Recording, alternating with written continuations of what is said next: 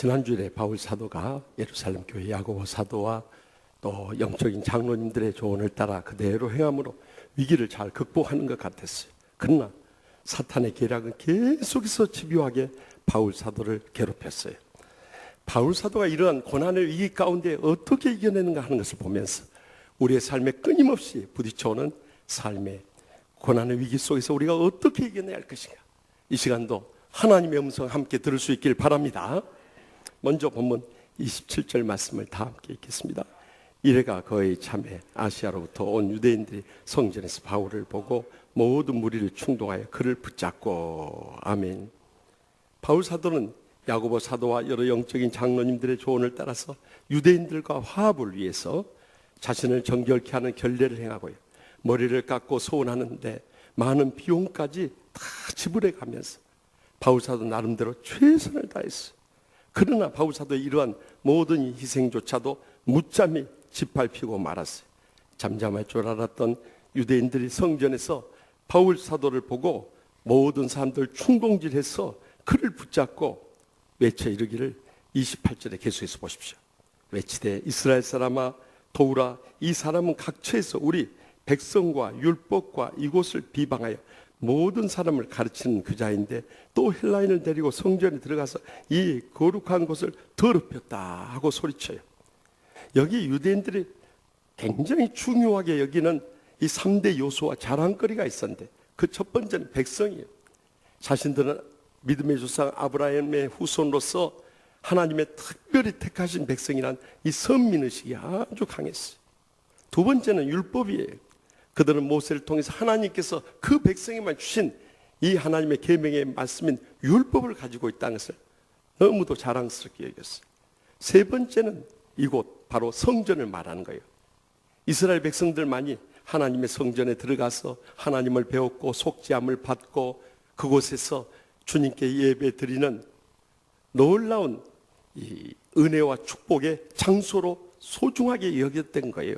근데 바울 사도는 이 세 가지 모두 다 더럽힘이었다고 그를 비방하면서 그를 죽이려고 달려든 거예요. 사실 바울 사도는 그렇게 한 적이 없었음에도 불구하고 거짓으로 모함할 뿐만 아니라 지금 이렇게 선동하고 있는 사람들이 예루살렘에 사는 유대인들이 아니라 바울 사도가 제3차 세계 선교 여행을 지금까지 해오는 가운데 가장 오랜 시간이 3년이라는 세월을 정성을 쏟아서 선교하고 치유하고 양육했던 그 예배소를 수도로 하고 있는 이 아시아 지방에서 온 유대인들로부터 했다는데 더욱더 상처가 깊었던 거예요. 그토록 사랑의 정성을 다 쏟았건만 어떻게 그들이 이 바울 사도에 대해서 그렇게까지 할 수 있냐는 이 배신감의 상처가 바울 사도의 가슴속에 너무나 깊이 사무쳤던 거예요. 여러분, 인생을 살면서 가장 큰 아픔이 무엇입니까? 마음의 상처의 아픔이에요. 그것도 가장 견디기 어려운 상처의 아픔이 무엇입니까? 배신감의 상처의 아픔인 것입니다. 아주 절친한 두 친구가 유럽에 배낭여행을 떠났어요. 스위스의 그 아름다운 호수 앞에서 이제 구경을 하러 갔는데 호숫가에 이런 팻말이 붙어져 있는 거예요. 물속에 빠진 사람을 구하는 사람에게는 5천 유로를 줍니다. 그걸 본 두 친구가 꾀를 냈어요. 한 친구가 물에 빠져서 허우적거리면 한 친구가 건져내므로해서 우리가 5천 유로를 벌 수 있지 않겠냐 그래. 그래서 한 친구가 물에 빠져서 허우적거리고 있었어요. 다른 친구가 들어가서 건져줘야 되는데 안 들어오는 거예요.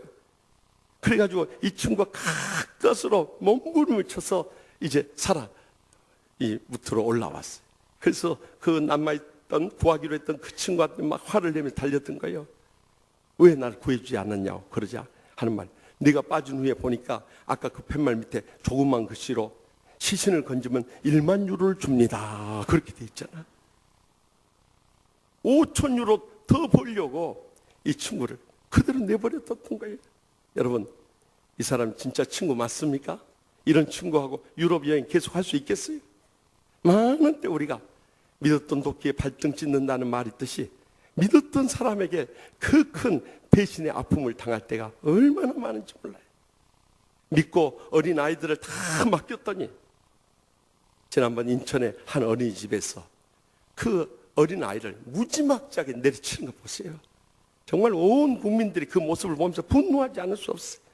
그런데 그것이 인천의 그 어린이집만의 사건이 아니었어요. 전국 곳곳에서 폭력 행위가 다 드러나고 있는데, 부평의 한 어린이집에서는요, 작년 12월 중순부터 금년 1월 중순까지 CCTV를 분석해 보니까요, 한 젊은 보육교사가 10명의 이 어린 원생들에게 주먹으로 손바닥으로 때리는 그 장면이 63건이나 발각이 되었어요. 또 울산에 있는 한 어린이집에서는 22개월밖에 안 된 그 어린아이에게 운다고 이 물티슈를 넣고 물수건으로 입을 막아버린 거예요. 또 어린아이가 말을 안 듣는다고 이 여자들이 입는 레깅스 있잖아요. 그 스타킹 비슷한 그 쫄쫄이 바지, 그걸로 손발을 묶어가지고 이 원장실에 가두고 화장실에다가 이 방치시킨 일까지 생겼어요. 2살 배기 애가 낮잠을 안 자고 돌아다닌다고 그것을 집어 던져가지고요, 발목이 골절하고 장이 파열되고 심지어는 내사 상태에 빠져서 죽은 어린아이까지 있는 거예요. 여러분 생각해 보십시오. 자기의 자식이라면 그렇게 다룰 수 있겠냐는 거예요. 옛말에 역지사지라는 말이 있듯이 입장과 처지를 바꿔놓고 생각해 보면 너무너무 가슴 아픈 일이. 그래서 우리가 크리스찬들이 운영하는 어린이집에 자녀들을 보내야 되고, 또 우리 교회가 비전센터를 지어서 이런 어린아이들을 돌보고자 하는 이유가 바로 거기에 있는 거예요. 그런데 목회를 하다 보면은 교회 현장에서도 그런 배신의 아픔을 겪을 때가 얼마나 많은지 몰라요. 지난 화요일에는 저기 익산에 있는 이리 북문교회를 담임하시는 우리 교회에서 충성을 다했던 김종대 목사님 목회한 그 이리 북문교회에서 세계 치유의 선교회 총회가 열렸는데요, 우리 김종대 목사님이 목회를 얼마나 잘하신지 3년 전에 한 700명도 못 모이던 교회가 지금 1000명이 넘는 교회를 뜨겁게 부흥하고 있었어요. 그런데 이번 이 총회에 오기로 했던 한 목사님이 갑자기 월요일날 전화가 왔어요. 교회 일이 생겨서 못 가겠다는 거예요. 그래서 무슨 일이냐고 했더니 그 교회 부목사님이 같은 고향 분이어서 너무 마음에 의지도 되고 사랑도 쏟고 그렇게 정성을 다해서 선교 왔는데요, 돌아다니면서 담임 목사님에 대해서 그렇게 비방하는 말을 하고 다닌다는 거예요. 그런데 이 반말은 쥐가 듣고 낱말은 새가 듣는다고, 그 말이 당신 절대 당신만 알고 비밀로 하라는 말까지 다 들어와 버린 거예요.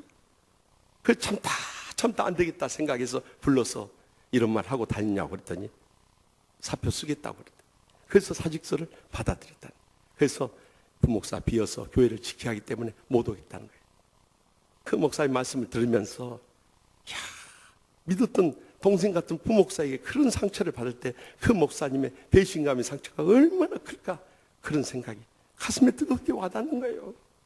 여러분, 우리가 인생 살다 보면은 믿었던 사람이 당하는 그 배신의 아픔이 얼마나 큰지 몰라요. 그럼에도 불구하고 원수 같은 사람들에서 우리가 어떻게 치유되고 회복돼야 됩니까? 늘 말씀드리지만 에베소서 4장 31절에서 32절에 증거하지 않습니까? 너희는 모든 악독과 노함과 분냉과 떠드는과 비방하는 것을 모든 악이와 함께 버리라고 먼저 명령하시. 여러분의 상처의 감정을 십자가 주님 앞에 다 버릴 수 있길 바랍니다. 그리고 조금도 남김없이 버린 다음에 그 빈 마음에 하나님의 사랑을 간구해야 돼요. 그 사랑의 눈으로 상대방을 볼 때 그 원수 같은 사람도 지난날 상처와 이 피해자요 희생자이기 때문에 그들을 친절하게 대하며 불쌍히 여기지 않을 수 없는 것입니다. 그러나 우리가 궁극적으로 서로 용서하기를 하나님이 그리스도 안에서 우리를 용서하신 것 같이 그들을 용서하게 될 때 우리의 지난날의 어떤 상처도 치유되고 회복될 줄 믿으시기 바랍니다. 부족한 정도요, 지난 37년 동안 목회오면서 그런 마음에 말할 수 없는 상처와 배신의 아픔을 안겨다 주는 사람을 보았어요. 만약에 제가 그분들에 대해서 감정을 가지고 대했다면요, 제가 이미 이 병들어 쓰러졌던지 미쳐버렸던지 살려고 교회를 뛰쳐나갔던지 아니면 더 이상 못 버티고 쓰러져 죽었을 것입니다. 그러나 이 약속의 말씀대로 그대로 했더니요, 주님께서 제 마음을 위로하여 주시고 치유해 주셨던 거예요. 그뿐만 아니라 육신적으로도 더 젊고 건강하게 지켜주시고요. 또 교회도 갑절로 부흥할 수 있도록 성령님께서 역사해 주시고요. 이렇게 평안하고 행복한 교회를 이룰 수 있도록 하나님께서 복을 부어 주셨던 거예요. 지난 수요일에도 한 집사님에게서 핸드폰 문자 메시지가 왔어요. 제가 그 글을 읽으면서 얼마나 은혜를 받았는지 몰라요.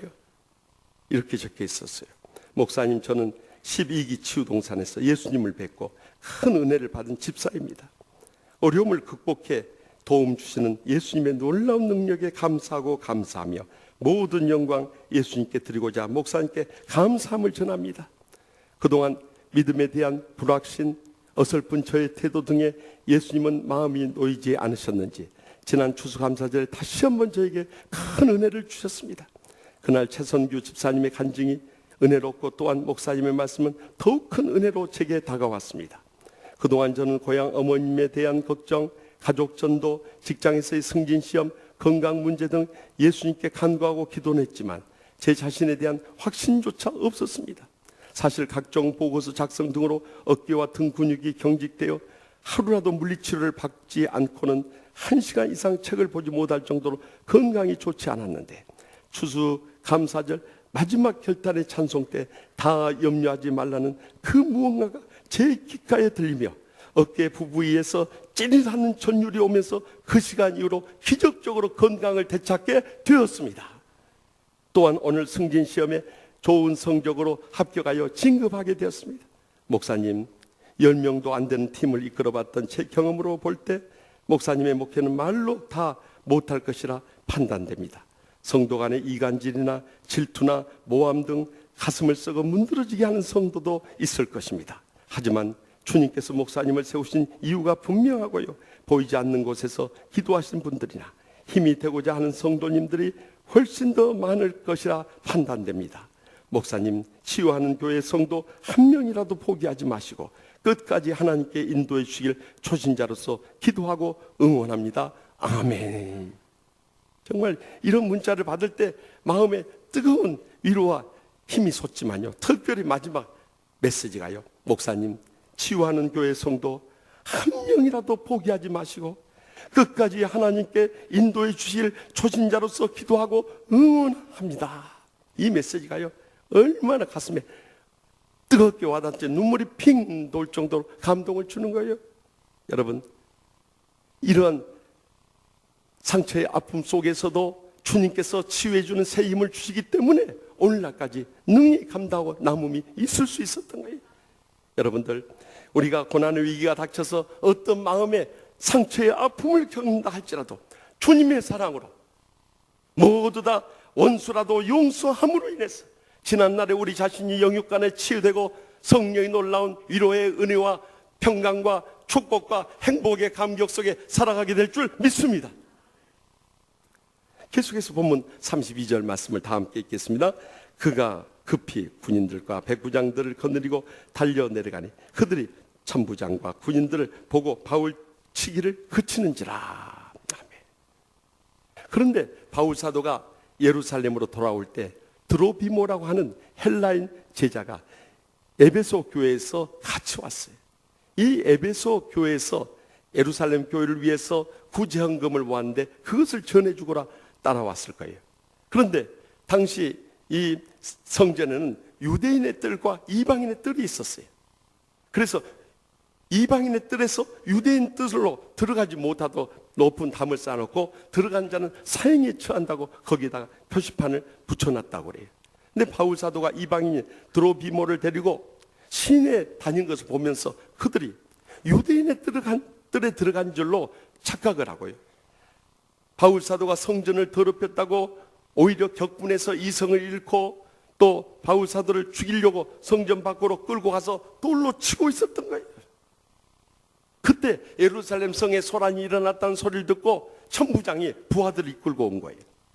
이 천부장은 보병 760명, 기마병 240명, 합해서 1000명의 군사를 거느리는 로마군 장교였어요. 사도행전 23장 26절에 보면 그의 이름이 나오고 있는데 글라우디오 루시아라고 기록하고 있어요. 그는 예루살렘 이 성의 치안의 책임자로서 성전 서북쪽에 있는 안토니아 이 영내에 주둔하고 있었어요. 근데 유대인들의 폭력 사태를 우려해서 부하들 데리고 출동하였던 거예요. 그래서 유대인들에게 바울 사도가 누구이며 무슨 잘못을 저질렀는지 말하도록 했는데 이 사람 말하는 거 다르고 저 사람 말하는 거 틀린 거예요. 제목을 알지도 못하면서 돌로 치고 죽이려고 했던 거예요. 그러자 우리가 그러면 이 문제를 해결할 테니까 데리고 바울 사도에게 쇠고랑을 채워가지고 이제 영내로 끌고 가는데 이 사람들이 뒤에 따르면서 외치는 소리를 들어보십시오. 헬라어로 아이레 아우톤 아이레 아우톤 하고 외치는 거예요. 그 사람을 없애라, 그 사람을 없애라 그런 거예요. 근데 여러분, 이 말은요 이미 예수님께서 이 십자가에 돌아가시기 전에 이 빌라도 법정에 있을 때 유대 사람들이 바나바를 풀어주고 이 예수님을 십자가에 못 박으라고 할 때 아이레 아우톤 아이레 아우톤 소리쳤던 것과 똑같은 음성이 들려왔던 거예요. 여러분, 사탄의 역사는 예수님 때나 바울 사도 때나 오늘날까지도 똑같이 진행되고 있다는 것을 영적으로 분별할 수 있기를 바랍니다. 그런데도 그런 사탄의 역사 속에도 불구하고 하나님께서는 이 유대인에 의한 죽음의 위기에서 바울 사도를 오히려 이방인 천부장과 그 군대에 의해서 구해줬던 사실을 주목할 수 있기를 바랍니다. 오늘날 우리가 인생을 살아오면서 갖가지 모함과 핍박과 박해 속에서 죽음의 위기 가운데 있을 때도 하나님께서 믿음의 사람들을 통해서 우리를 불쌍히 여기시고 변함없는 사랑으로 인도해 주시고 우리로 하여금 피할 길을 열어주신다는 사실을 잊지 마시기 바랍니다. 우리가 살아가면서 멀리 갈 것도 없이 가정에서도 불화와 갈등이 일어날 때가 많이 있어요. 한 집사님도 이 부인에게 좀 서운한 게 있었더만 그 부인이 막 입이 튀어나오고 불평 원망을 막 쏟아놓고 그래서 부부 모임에도 안 가겠다고 막 신경질 부린 거예요. 그래서 가서 설득해가지고 모시고 갔어요. 갔는데 이 남편 집사님이 부인을 보고 보통 사랑으로 섬기는 게 아니에요. 하니 달링 자기야 하면서 막 섬기는 거예요. 그러자 그 옆에 있는 이 부인들이 부러워서 견디지를 못해요. 그래가지고 옆에 있는 남편들 보고 저것 좀 보라고 저런 것 좀 배우라고 막 불평이 터져 나오는 거예요. 그때 그 남편들이 그 남편 집사님한테 가서 왜 여기 와서 그렇게 참 많은 사람들 앞에서 그렇게 사랑을 쏟으면서 우리를 힘들게 하냐고. 그러자 그 남편 집사님 하는 말이 난 요즘에 가끔 저희 집사람 이름이 안 떠올라 버려요. 알고 보니까 집사람 이름을 기억을 못 해가지고 그냥 하니 달링 자기야 했던 거예요. 그러니까 마누라 이름도 가끔 잊어버리는 것도 전화 이복이 됩디다. 여러분, 우리가 살다 보면은요 삶의 그 위기의 순간마다 하나님께서 순간순간 역사해 주시고 인도해 주시고 우리의 삶 가운데서 놀라운 영광을 거둬주신다는 것을 우리는 경험하지 않을 수 없는 거예요. 지금 호주에서는 아시안컵 축구대회가 열리고 있는데요, 이번에도 정말 우리 선수들이요, 우리 대표팀 선수들의 3분의 1이 크리스찬들이에요.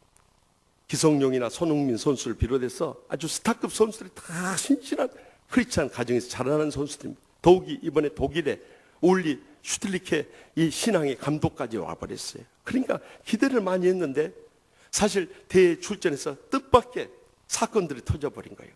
주전 선수인 이 이청용 선수가 정강이뼈 골절로 부상해서 탈락했죠. 또 구자철 선수, 지난번 대회 MVP 선수였던 이 구자철 선수가 팔꿈치 인대 파열로 귀국해버렸죠. 이 장기에서 차포를 다 뗀 것과 다른 상황이에요. 더욱이 세계적인 스트라이커인 손흥민 선수마저도 이 감기 몸살로 인해서 제대로 컨디션 발휘를 못하네요. 얼마나 절망적인 상황입니까? 그런데요, 신앙의 감독을 중심으로 해서 신앙의 선수를 똘똘 뭉쳤어요.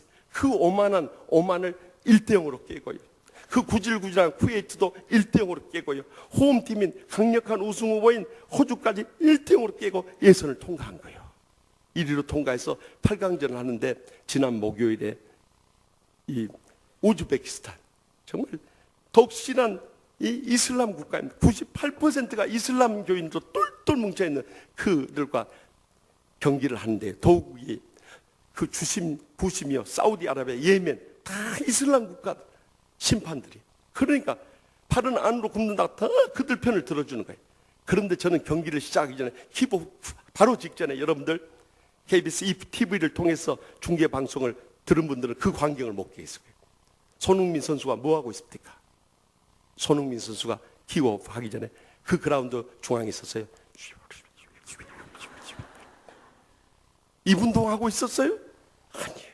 기도하고. 저는 그 모습을 보면서 막 가슴이 뜨거워지는 거예요. 세계적인 스트라이커가 지금까지 한 골도 못 넣었는데 정말 이 이슬람 국가 팀하고 대결하는데 주님 앞에 주여 도와주시옵소서, 어떻게든 승리해서 하나님 아버지께 영광 돌리게란 그 믿음의 기도가 가슴에 느껴지는 거예요. 그런데 전후반에서 결국 골을 넣지 못함으로 해서 연장전까지 들어갔어요. 연장전 전반에 골이 날라오는데 그대로 손흥민 선수가 다이빙을 하면서 헤딩으로 해서 1대0으로 리드에 가기 시작했어요. 그 다음에 또 신앙의 차범근 선수가 후반전에 로빙볼로 띄워주니까 그대로 왼발로 걷어차는데요, 바로 꽂혀버려요. 우즈베키스탄 골키퍼가 손을 못 대고 그냥 뒤로 넘어가 버리지 않습니까? 할렐루야. 저는 그 모습을 보면서 정말 우리가 승리할 수 없는 부상병동을 이끌고 가서 그 4강에 진출하기 절대 불가능하다. 우리 팀은 이미 우승 후보에 그 후보에서 탈락해버렸다고 슈틸리케 감독이 판단할 정도의 상황임에도 불구하고 하나님께서 피할 길을 열어서 승리케 해 주시더라 이거예요. 그걸 보면서요, 하나님은 저렇게 놀라우신 분이구나. 이제 내일 이라크와의 4강전 하는데 하필은 또 집회 시간하고 다 겹쳐가지고 너무 아쉽긴 하지만 여러분들이 응원을 해 주셔야 돼요. 기도해 주시기 바랍니다. 아무리 절망적인 상황이라도 우리가 하나님 앞에 매달려 눈물로 기도하고 하나님의 영광을 위해서 쓰임받기를 원하고 주님 앞에 맡기면은 성령님께서 도와주셔서 기적적인 역사 이루어질 줄로 믿으시기 바랍니다. 지난 주간에는 한 권사님이 사랑하는 딸을 데리고 왔어. 감사 인사를 하러 왔어요.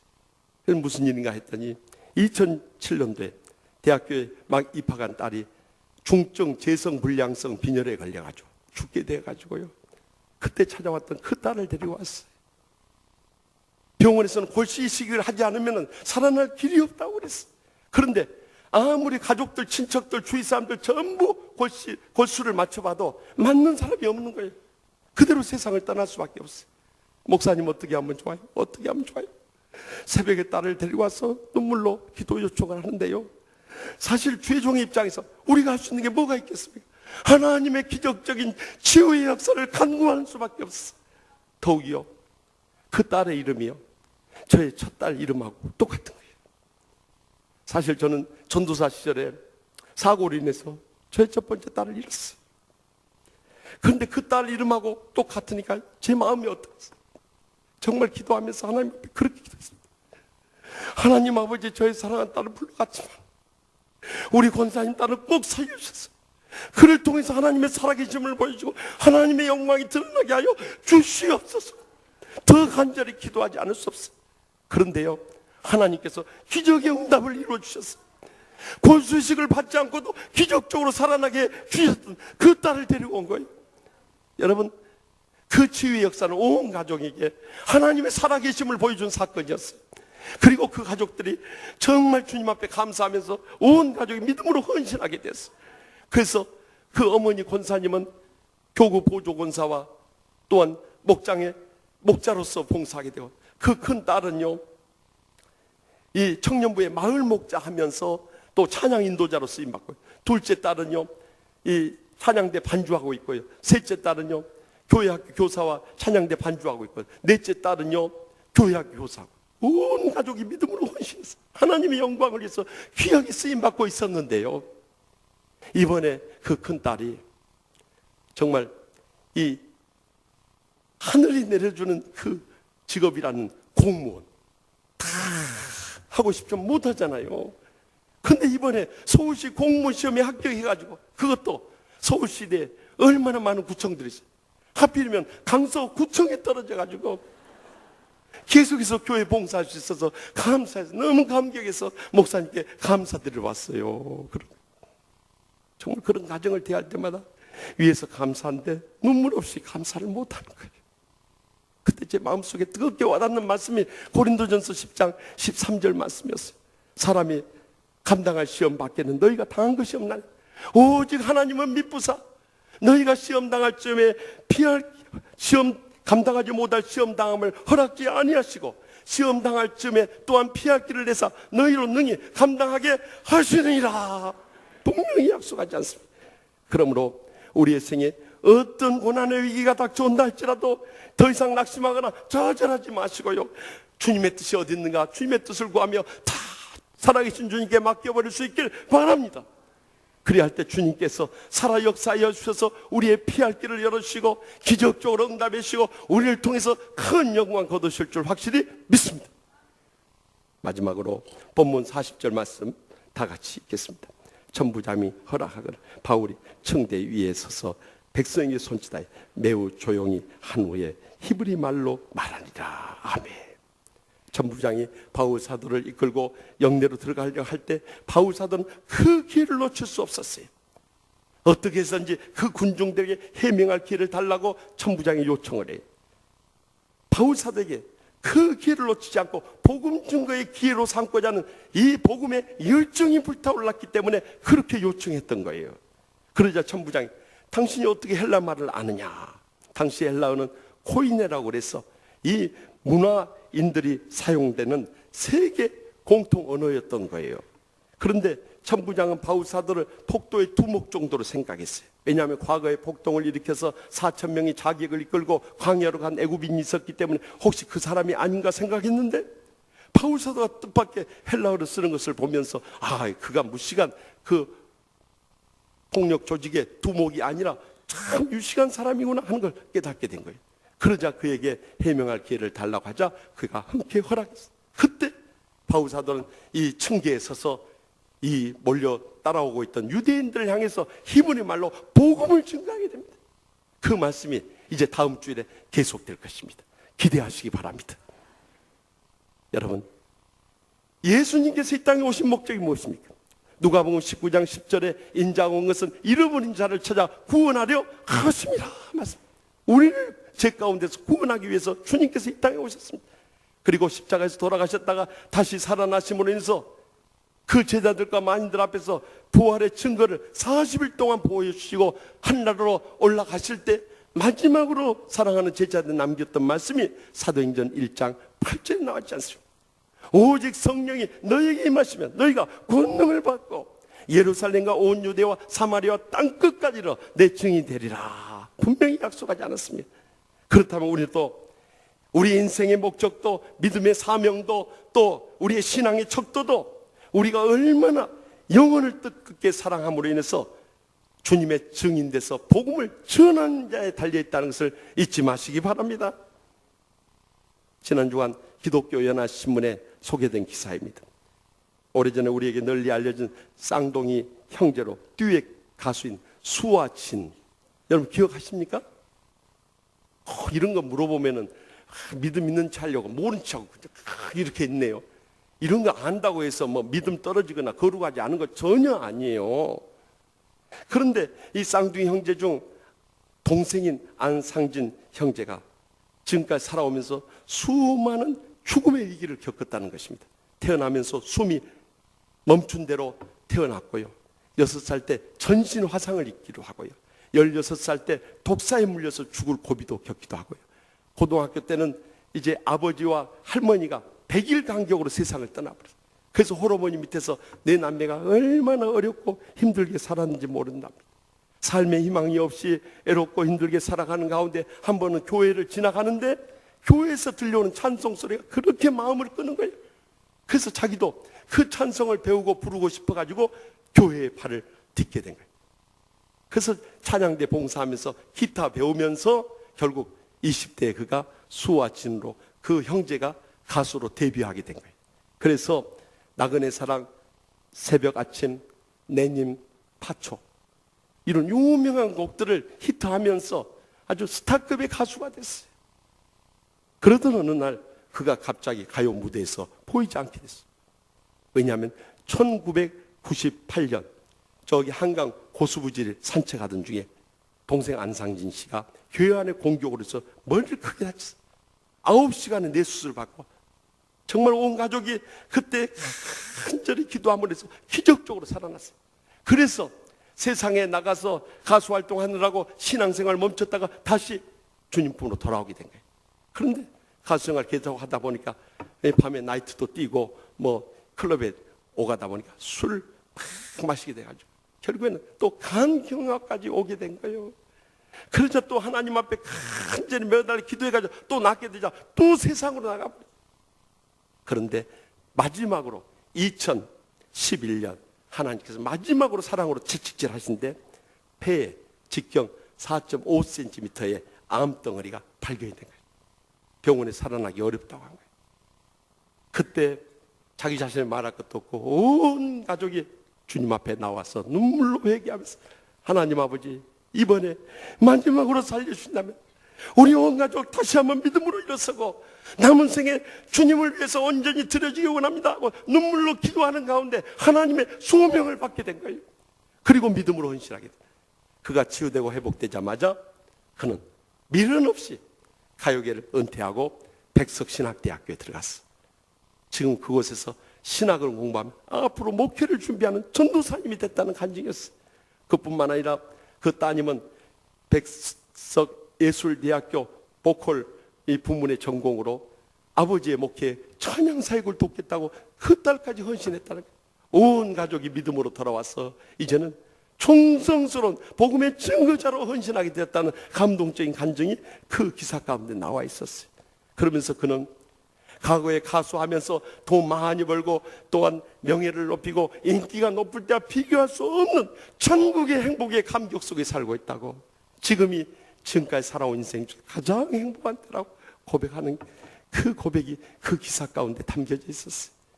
여러분, 우리가 복음으로 말미암아 거듭나고 복음을 증거하며 살 수 있다는 삶이 얼마나 놀라운 천국의 축복이요 행복의 감격인지 아십니까? 그렇다면 우리 인생에 이 갖가지 고난의 위기가 닥쳐올 때 우리 가정이 이번 기회에 영적으로 일어설 수 있는 복음 증거의 계기로 삼을 수 있길 바랍니다. 그리고 하나님 나라를 위해서 헌신하고 믿음으로 일어설 수 있다면 이보다 더 영광스러운 천국의 축복과 행복의 감격이 없는 줄 확실히 믿으시기 바랍니다. 1940년대 북후반에 북한의 어느 고등학교에서 있었던 일이에요. 어느 날 갑자기 학교 이 비상을 알리는 총소리가 요란하게 쳐지고 있어요. 그래서 정교성이 다 운동장에 집합을 해요. 소지품 검사를 하고 있었어요. 당시에 이 공산당이 북한을 지배함으로 인해서 어떤 사람도 종교를 믿지 못하도록 돼 있어요. 그런데 한 남학생과 한 여학생의 이 소지품 가운데 성경책이 발견이 되어버린 거예요. 그래서 두 사람이 교장 선생님실로 끌려간 거예요. 남학생은 겁에 질려서 아무 말도 못하고 있는데 여학생이 담대하게 그러더라고요. 저는 기독교인입니다. 성경에서는 악을 행하라는 어떤 말씀도 가르치지 않습니다. 성경에서 가르치는 것은 서로 사랑하라는 말씀에 나쁜 것을 가르치지 않습니다. 그런데 그 가르침을 담은 성경을 가지고 있는 것이 무슨 죄가 됩니까 하면서 교장 선생님한테 항변하는 거예요. 그날로 그 남학생은 퇴학을 당했고 그 여학생은 내무소로 끌려갔어요. 그리고 몇 주 동안 그 여학생의 행방을 알 길이 없었어요. 퇴학을 당해서 집에서만 머물고 있는데 어느 날 그 여학생이 돌아왔다는 소문이 들려왔어요. 그래서 반가운 마음에 그 여학생 집을 찾아갔을 때 마당 앞에 한 싸늘한 시신이 가마떼기로 딱 덮여있는 거예요. 그리고 그 옆에서 그 가족들이 한없이 눈물 흘리고 있었어요. 가까이 다가가서 보니까 싸늘한 시신으로 돌아온 거예요. 얼마나 고문을 당했더니 온몸이 몸투성이, 이 손목과 발목은 피로 얼룩져 있고 심지어는 사지절단을 다 절단시켜놓은 그런 상태로 돌아온 거예요. 저 여학생이 나를 대신해서 죽었구나. 나를 대신해서 자기가 모든 십자가를 졌구나 생각하니까 그 여학생에 대한 죄책감에 견딜 수 없어. 그래서 그 집을 뛰쳐나와서 아무도 없는 숲속으로 들어가서 하나님 앞에 한없이 얘기했어요. 하나님 아버지, 저는 그때 주님을 믿는다는 말 한마디 고백을 못했습니다. 이렇게 믿음 없었던 부끄러운 신앙생활을 했습니다. 그런데 그 역사는 마지막 죽음의 순간까지 주님을 부인하지 않음으로 인해서 순교를 당했습니다. 이제는 그 여학생의 신앙을 본받아서 저도 복음 증거하다가 순교자 되게 하여 주시옵소서 하면서 한없이 눈물로 회개하며 결단했습니다. 그런데 하나님께서 그에게 남한으로 피난의 길을 열어주셨어요. 남한에 혼자 와서 고향산점 부모 형제 떠나서 얼마나 어렵고 외롭고 서러운 세월을 보냈는지 몰라요. 그러나 그의 위로는 오직 주님뿐이었어요. 성전에 나가서 눈물로 기도하고 위로받고 힘을 얻으면서 한람 많은 세상 다 이겨내고 열심히 공부해서 대학을 졸업하고 정부기관에 공무원으로 일해서 많은 돈도 벌 수 있었어요. 그런데 그 마음에 참된 만족이 없었어요. 그 여학생에 대한 기억이 떠나지 않기 때문에 결국 1965년 그의 재산을 전부 정리해서 그 여학생을 순교적인 신앙을 기념하기 위해서 여자 고등학교를 세웠던 거예요. 그 여자 고등학교가 저기 서울 노원구 월계동에 있는 영광여자고등학교라는 것이죠.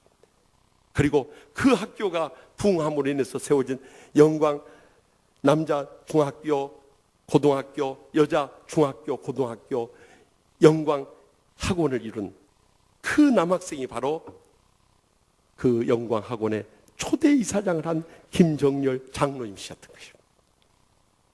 학창시절에 한 여학생의 순교의 신앙이 그의 가슴에 뜨거운 도전이 돼서 그의 일생도록 이제는 크리스찬 미션 스쿨을 만들어 가지고 많은 학생들에게 이 복음의 신앙을 심어주고자 하는 것이 그의 생의 목표가 되어버린 거예요. 지금까지도 그 사명 감당하고 심지어는 숭실대 이사의 이사장까지 겸임하고 계세요. 사랑하는 성도 여러분, 이 세상에 고난의 위기가 없는 인생은 없습니다. 문제는 그 고난의 위기를 어떻게 맞이하느냐에 달려있는 것입니다. 어떤 인생의 고난의 위기가 닥쳐온다 할지라도 우리의 마음속에 부딪혀오는 상처의 아픔조차도 주님의 사랑의 용서로 이겨내고요, 또한 주님께서 우리의 피할 길을 열어준다는 이 믿음으로 끝까지 인내하고요, 더 나아가서 이 고난의 위기가 복음 증거의 계기로 삼을 수 있다면 하나님께서 마지막 때 우리를 기뻐 받으시고 기억에 쓰시고 하나님 나라의 복음의 위대한 역사를 우리를 통해서 놀랍게 이루실 줄 확실히 믿습니다.